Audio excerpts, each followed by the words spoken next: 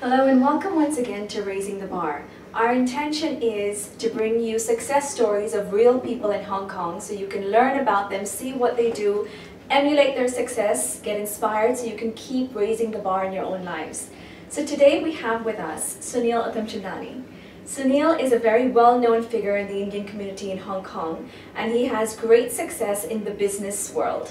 He's gone from somebody who was selling watches and calculators at the age of 17 and Jimsa Choi to owning 11 successful companies in Hong Kong and around the world. One of the most successful ones being supplying to five-star hotels pretty much all over Asia Pacific. So welcome Sunil and thank you for being here. Hi Sonia, how are you? Nice seeing you again. It's always fun working with you. So Sunil, I wanted to ask you, what is your story? What had you go from being a 17-year-old, you were a school dropout, you were selling calculators and watches, and now being where you are, being who you are, what got you from there to here? I used to sell watches and calculators and now I'm selling toilet paper, so I really don't know how I've elevated the bar. It's really been about passion. Today we supply hotels with bath amenities, linens, anything that's an in-room amenity that one of these five-star hotels need, and we have a supply chain distribution centers in a few countries that allow us to be what I call their DHL service. If they need a couple cases of toilet paper, it can be in their hotel in a matter of a few hours, and that's really important for the high occupancies that some of these hotels go through at time to time. Mm-hmm. And I think it's just the drive. I mean, it's just evolving in the business we're in, working with people that that are in the industry, that allows us to evolve in our thinking of how we can do better. Okay. So was this drive something that was inborn or did you develop it? Because I remember when I was talking to you earlier, you said that your father wasn't here and you decided to stay back at the age of 17 and really make it for yourself. So is that where the drive started for you? Or was it something else? What got you here?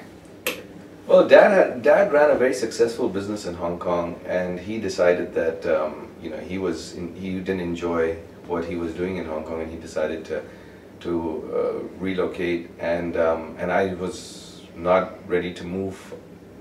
Being born and raised in Hong Kong at the age of 17, enjoying my life, my friends in Hong Kong, I decided to stay back. And if I had to stay back, I had to do something. You know, I mean, I couldn't just sit back and do nothing. So then I decided that venture out, and I opened this little store on Modi Road, and it was all about survival, and it wasn't anything more than just paying bills.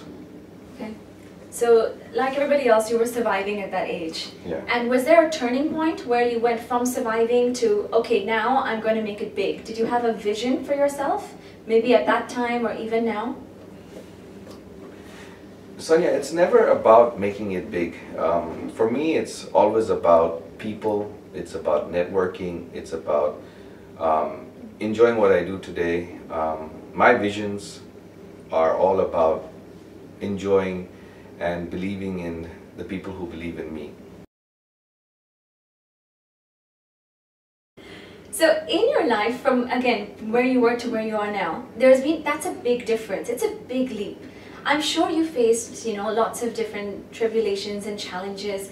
Is there any challenge in particular that you remember thinking, okay, this is something I need to overcome in the business world or even related to business in your relationships? And how did you overcome that challenge for yourself? Life has so many challenges, but I always take it with good strive. I never feel that I will fail anyone. And I will always give it my best. And I believe that if I have my numbers correct in my business, and which I do pay a lot of attention to my numbers, there are challenges. I can tell you a little story that happened to me when my wife was pregnant with our little girl. We were in Indonesia, and an opportunity struck where there was licensing apparel, and it was really a big brand in those days. And I called up a client and I said, look, I have this brand, and he goes, great, I'm ready to buy. And I went to the factory, and the factory says, well, I can't give you the quantities you want, you'll have to buy 10 times the quantities that you need. And I said to myself, I want to take this gamble. So I bought 10 times the quantity of what my buyer wanted. And that evening when I met my wife, she was like about to pop. She was about 8 months pregnant, and she goes, so how was your meeting? I said, I had a great meeting, and I guess what? I bought 10 times more than the quantity that the customer wanted. And she goes, how in the hell are you going to pay for that inventory? I said, darling, at the worst scenario, we'll just sell it at cost and move it. That's how bad it can get. And if I can afford to just sell it at cost and take this gamble, then I'm ready for it. So there are always challenges, but you always have to look at your numbers and take it from there. And that's what life has always been. Great. It sounds like you got a positive attitude and thinking of the worst case scenario, and you're ready to take risks. Or maybe it's calculated risks in your mind. Would you call yourself a risk taker? In this world we live in, you know, you have to have opportunity in your life. You have to have vision. And if you don't take calculated risk, then you will not enjoy what you do. It's always about people. It's about being at the right place at the right time. I really don't plan what I'm going to do next. And if I see the numbers speak and I like the person I'm working with, that has really been the feel-good factor I look at. It's always about a feel-good factor. You gotta feel it. If you don't feel it and it doesn't sing to you, that means it's not for you. Okay, so you listen to your intuition and your gut feeling. Always. So it's about the people and also seeing how does it feel? Does it feel comfortable or not? Yes. So have you experienced actually not feeling comfortable, doing something anyway and having that backfire? Has that happened? Or have you always just really listened to your inner feeling? People who are successful are not successful because everything is a winning formula. People who are successful are the people who keep trying to make it successful. And yes, I have made a few judgment calls. And even though I wasn't sure about my intuition, I did continue, and at times it has evolved, at times it hasn't been successful. So there are reasons, but I always believe that it has to sing to you. Yeah. And 9 out of 10 times when it sings to you, it actually works better. Okay, great. Thank you. Thank you for putting a very human spin on it, because when we look at role models and people that we admire, such as yourself, we sometimes just look at the parts where they've been great and successful, and it just humanizes you to let us know that it's not always been like that. There's obviously been failures. And when you've had those failures, how have you dealt with it? What's kept you going during those times?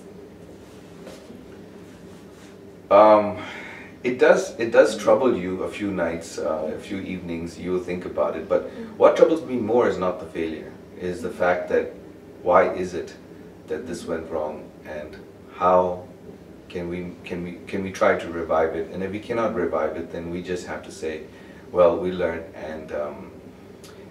and we move on. Fear has always been a problem that many have.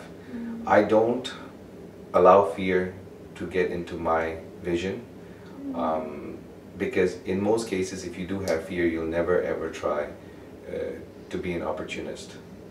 Okay. And so that's really, really important.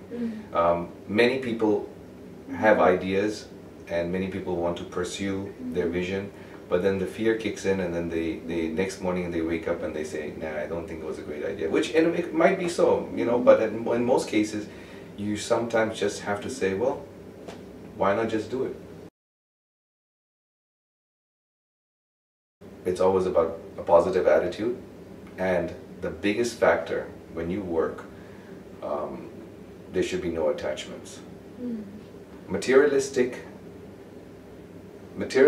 cannot be an attachment. You can love your family, you can love the people around you, but in order to overcome fear is to actually not be attached. That's very well said, actually, because the attachment keeps you going on with the fear, and not being attached to the result is probably what makes you do it anyway. That's correct. Yeah? Great. So you've been telling us a lot of the qualities that you have. If you just had to, sum up or put it in a nutshell, what qualities do you think that it would take to have someone be successful in the work world? First, you really have to know your numbers. Okay.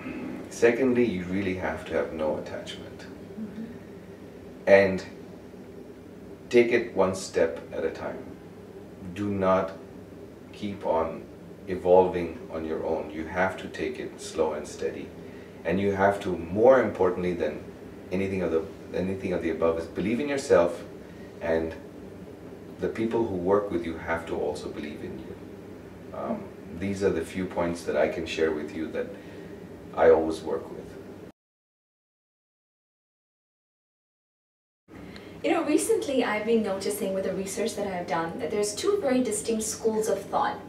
There are certain people that believe in goal settings and being very specific about what they want, when they want it, and then others that are now saying that I don't want anything, I just want to be in the present. I'd like to know your take on this. Which one do you fit into, and what do you believe? I actually have never had a goal in my life. Wow. Never. I've always believed that there'll be a new day tomorrow, and there'll be a new vision and a new opportunity, and I've always never believed that I will ever plateau. I've never looked at my success as being an absolute success individual. I just continue to do what I do, and I just try to do it better every day. Sometimes I'm just a daydreamer. I just daydream about owning toys that I like. It's just a feel-good factor. Sometimes I believe in order for you to achieve greater success, you must reward yourself. And my way of rewarding myself is, when I can afford it, I will buy something that I like to own. And it's about the passion of enjoying what you own, because I believe it's an absolute punishment if you don't spend your rewards on yourself from time to time. Building businesses, building wealth, and managing your wealth and not enjoying it is just not the way that you should be treating yourself. Yeah. So there's really no goals, but just passion. Great. That's two very inspiring things that you've said, Nick. Firstly, not having goals and yet reaching where you're reaching, and at the same time being kind and loving to yourself. Many successful businessmen or people in other industries like the financial world, they're so busy actually making that money and doing whatever they're doing that they don't spend enough time enjoying themselves. And you make it a point to reward yourself.